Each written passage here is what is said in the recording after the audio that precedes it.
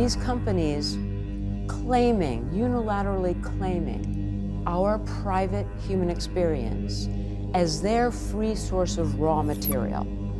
So what do they do with that raw material? They lift out of it the rich predictive signals in our behavior, and they turn that into data. These behavioral data, you can think of it as a complex set of pipes, supply chains.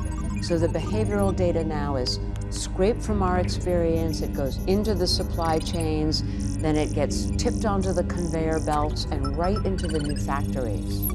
What happens in those factories? Well, that's where we talk about things like artificial intelligence, machine intelligence. The new factories are computational.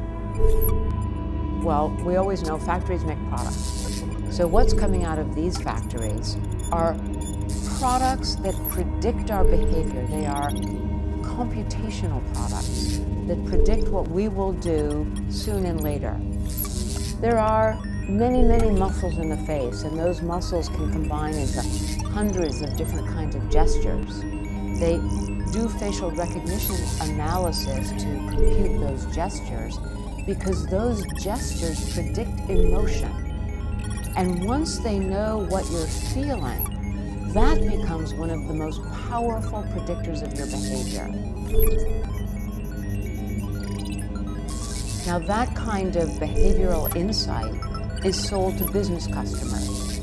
So, for example, we know about a Facebook document that was leaked to the press in Australia, written by Facebook executives to their Australian and New Zealand business customers.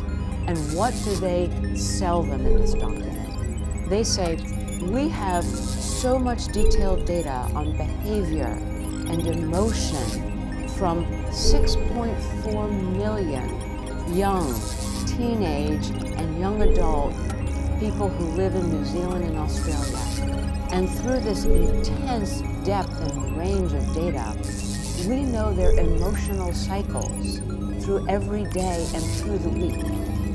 In order to have predictions that get close to certainty, first of all, they have to have a lot of data. That means what we call economies of scale. They have to have varieties of data. That means economies of scope. And then they've learned that the very best data comes from intervening in our behavior to actually learn how to shove us in a direction that will be convenient for their bottom line. So now they're actually learning how to modify our behavior in ways that are remote and automated and can be scaled.